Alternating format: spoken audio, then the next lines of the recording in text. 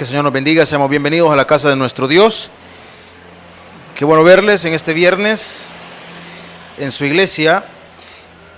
Y vamos a meditar en la palabra de nuestro Dios. Quiero invitarle a que abra su Biblia en la epístola a los Hebreos, en el capítulo 4, versículos del 14 al 16.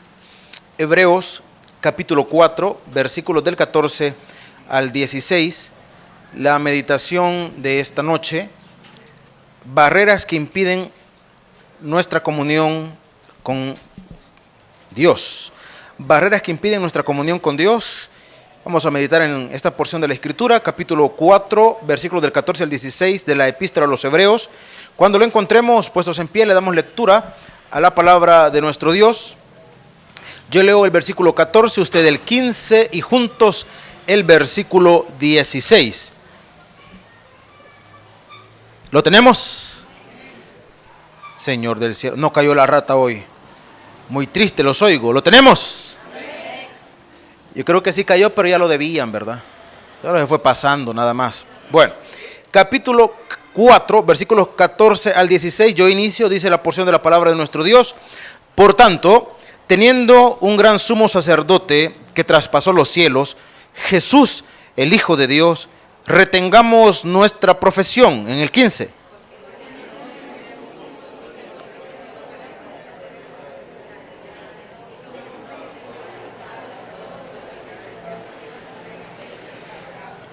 Juntos en el 16 dice: acerquémonos pues confiadamente al trono de la gracia para alcanzar misericordia y hallar gracia para el oportuno socorro. Y que nuestro Dios añada bendición a su palabra. Podemos tomar otros asientos, mis estimados hermanos.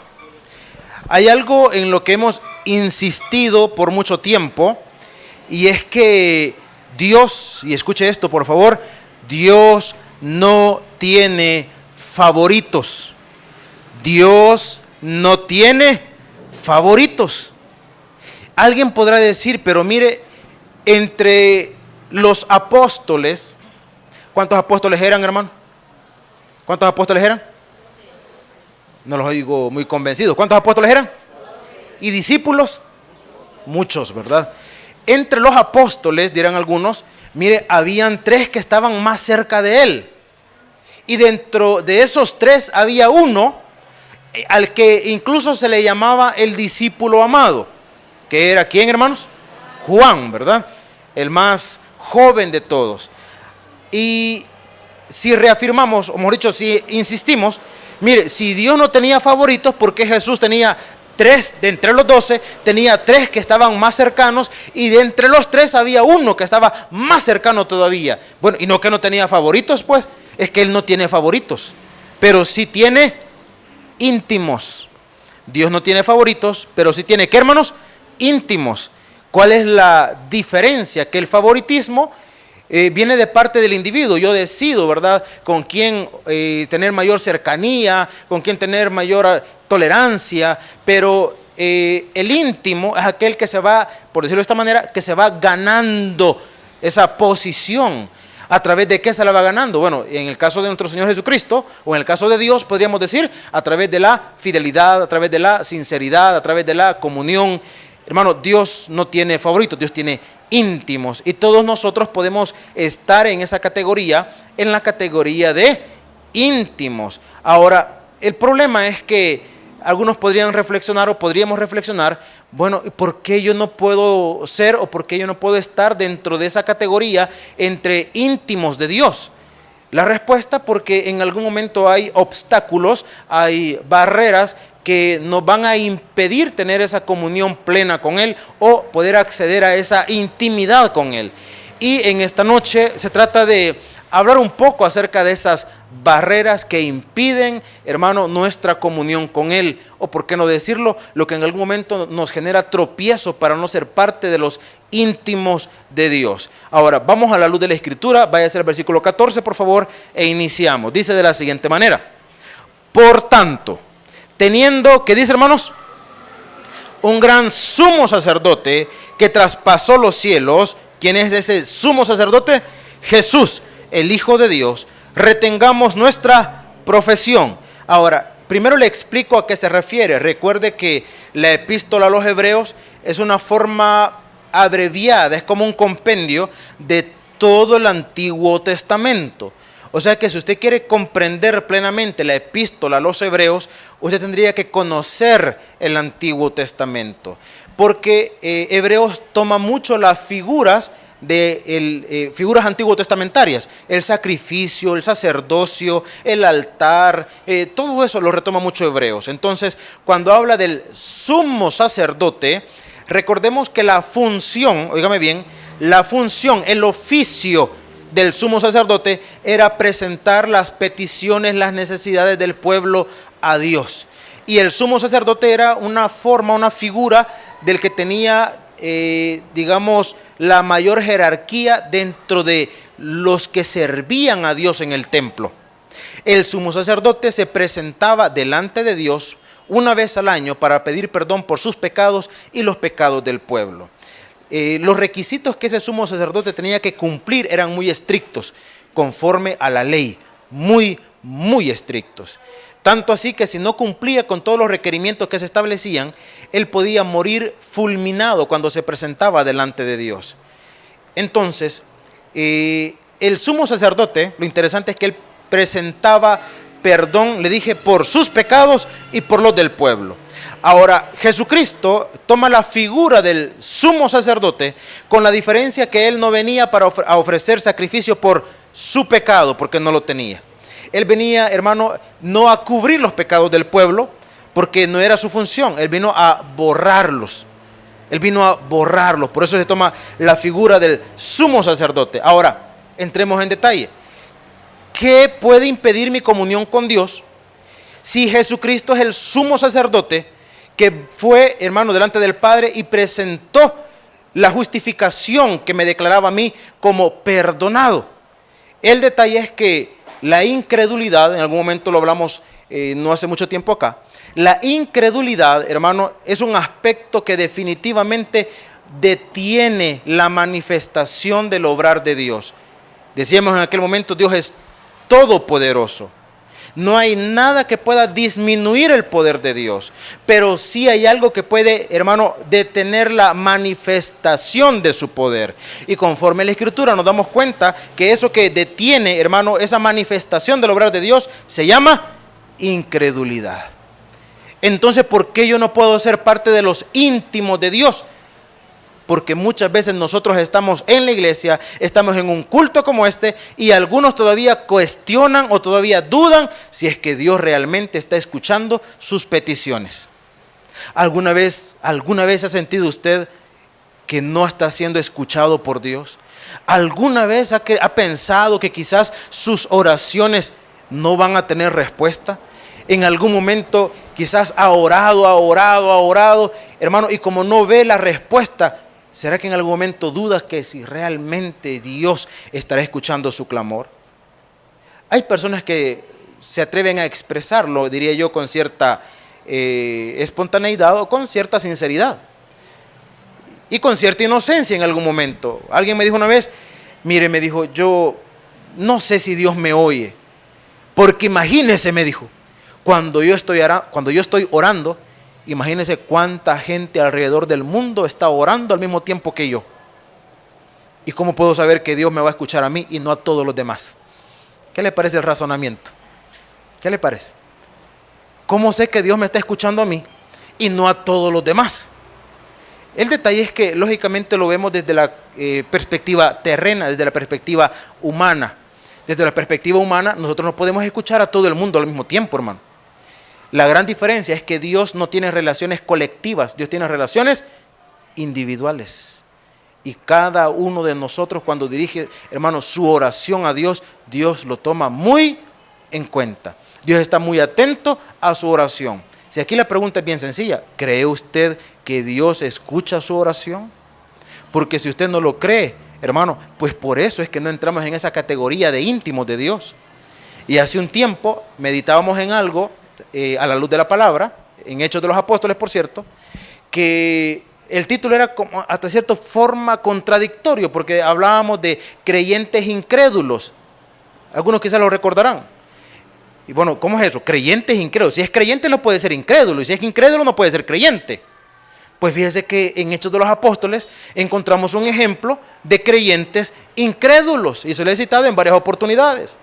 Cuando Pedro estaba preso y los discípulos se reunieron, ¿a qué se reunieron, hermano? A orar. ¿Por quién estaban orando? Por Pedro. Usemos la lógica más sencilla. Si Pedro estaba preso y los discípulos oraban por Pedro, ¿por qué estaban orando, hermano? ¿Por qué estaban orando? ¿Será que la oración era, Señor, si lo van a matar, que no le vaya a doler? Que lo maten dormido, Señor. ¿Cree que esa era la oración? No. La oración era, asumimos, o sea, repito, por eso hablemos de la lógica. Asumimos que la oración era que saliera libre. Entonces los discípulos estaban orando y de repente dice la palabra que vino un ángel del Señor, hermano, y libertó a Pedro. Salió de la cárcel y vino Pedrito y se fue a donde estaban reunidos los hermanos. Simple y sencillamente, como que usted estuviera orando por un por una necesidad, una gran necesidad.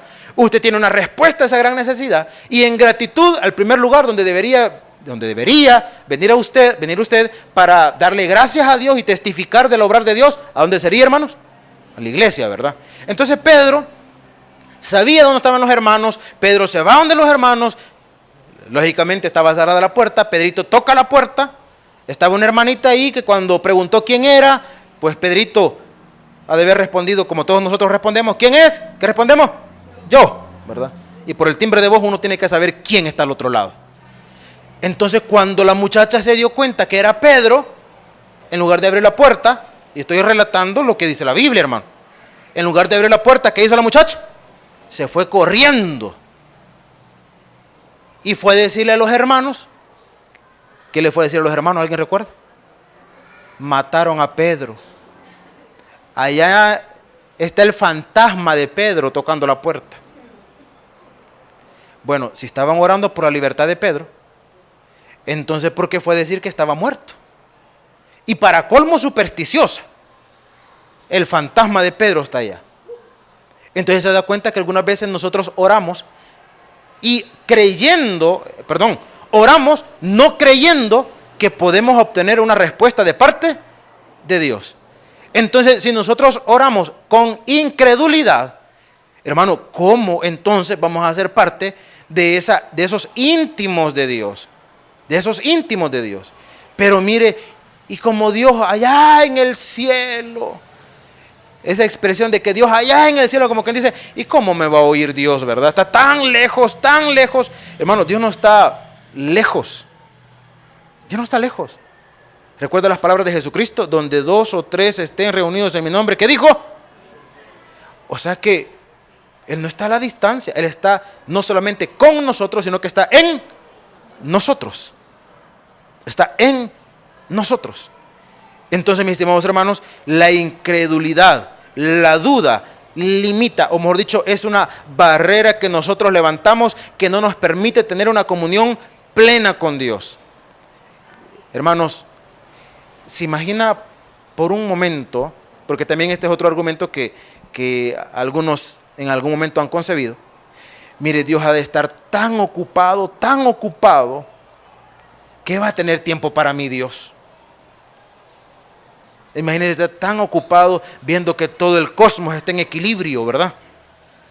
Está tan ocupado cuidando a la gente buena.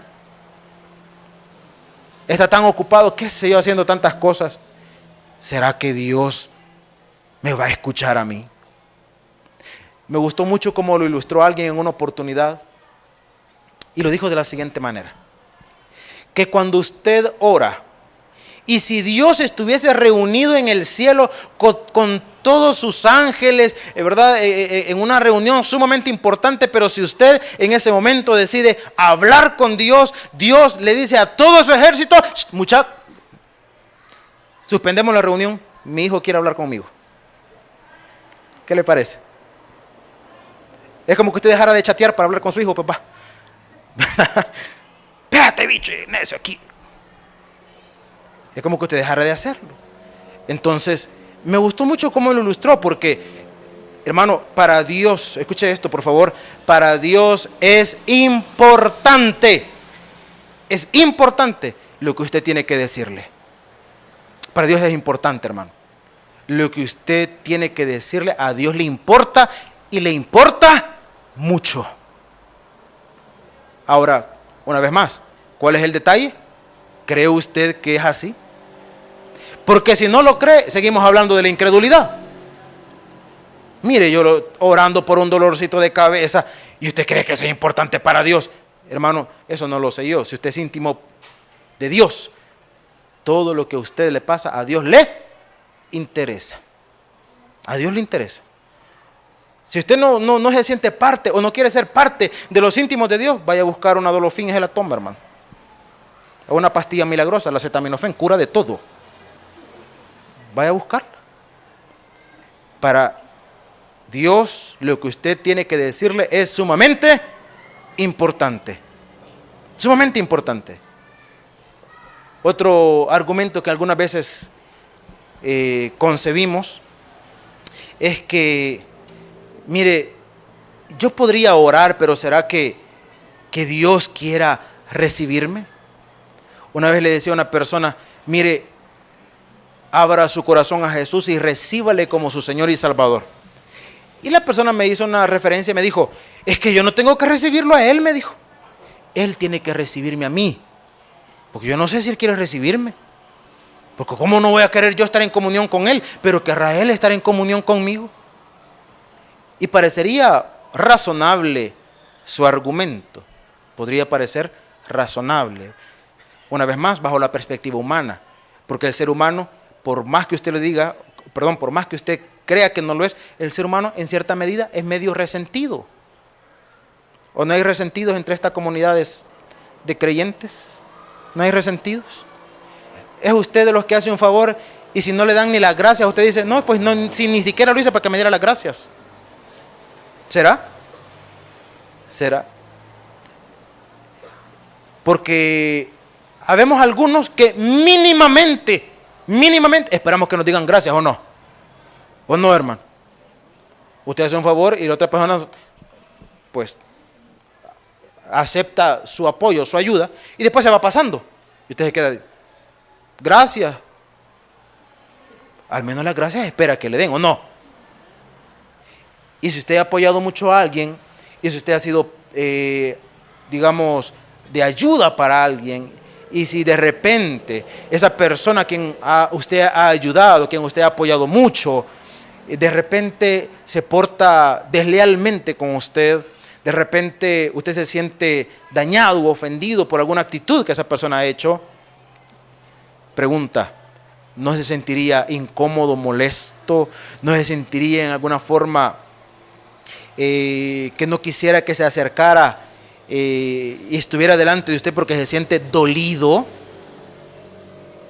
Si usted es un ser humano normal, me atrevería a decir que sí. Si usted es extraterrestre, diría, no, si a mí no me importa, mira, que hagan conmigo lo que quieran usted, yo no me resiento.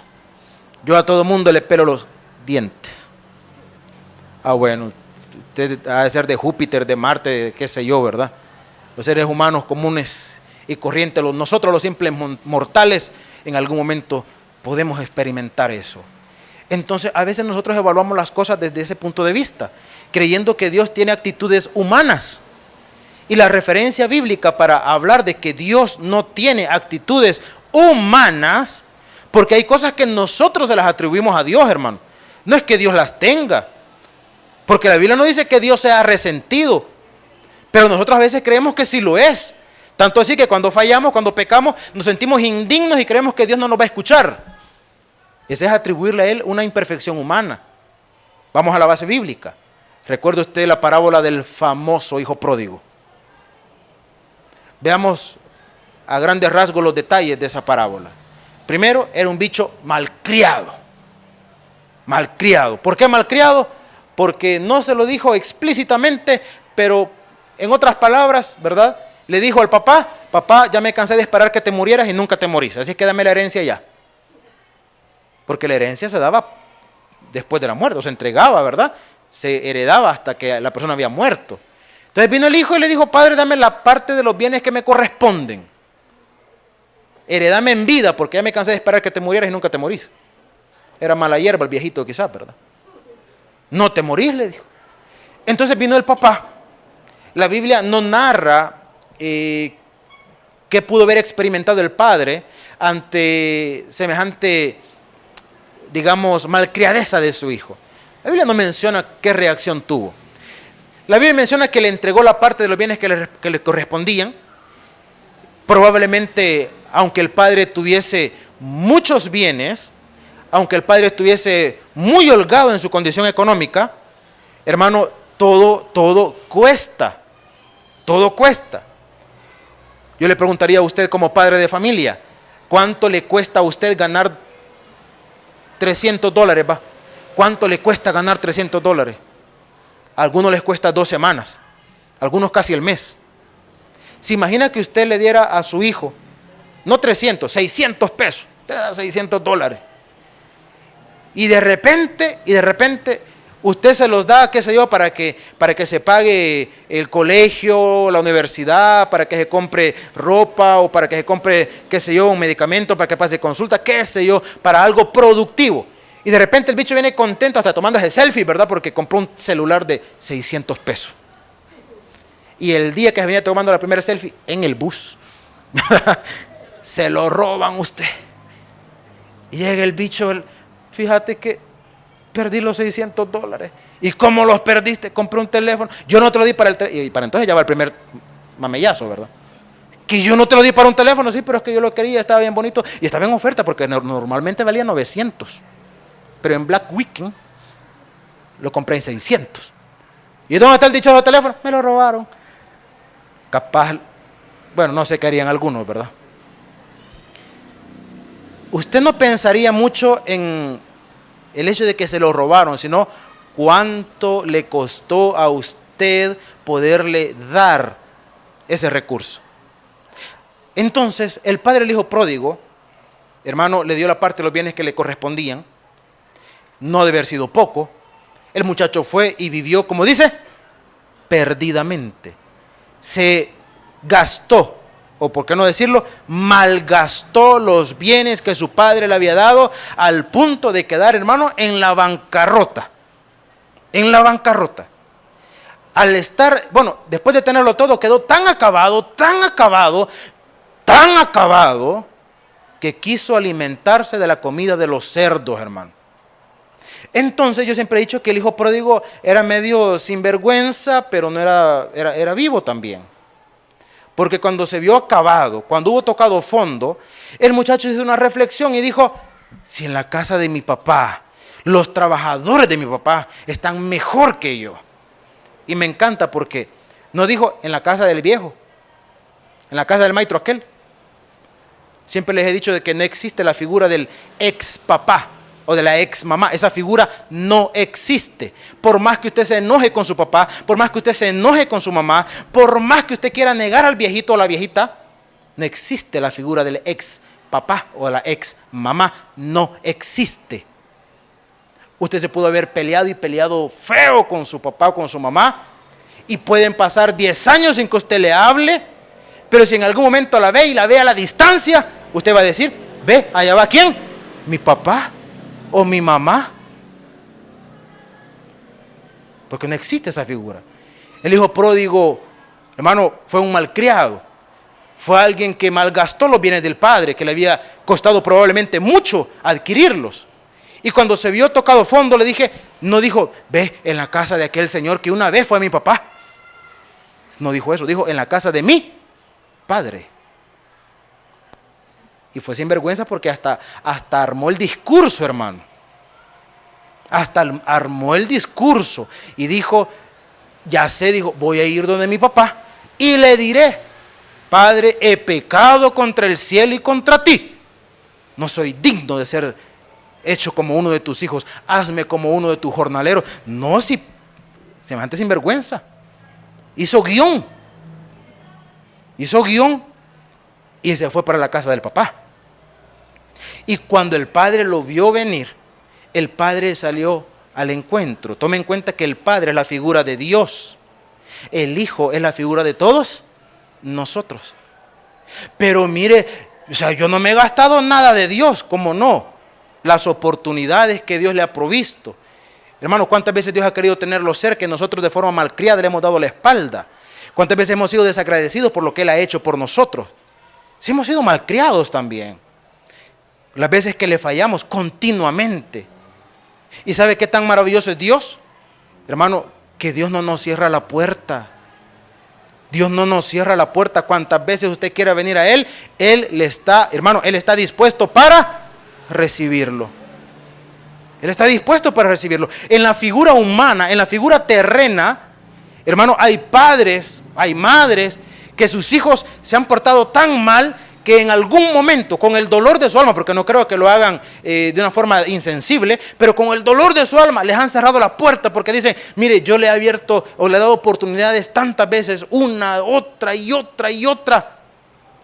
Cuando hay hijos que tienen problemas de vicios, mire, si es que este muchacho no lo puedo dejar entrar en la casa porque nomás entra y lo primero que agarra se lleva.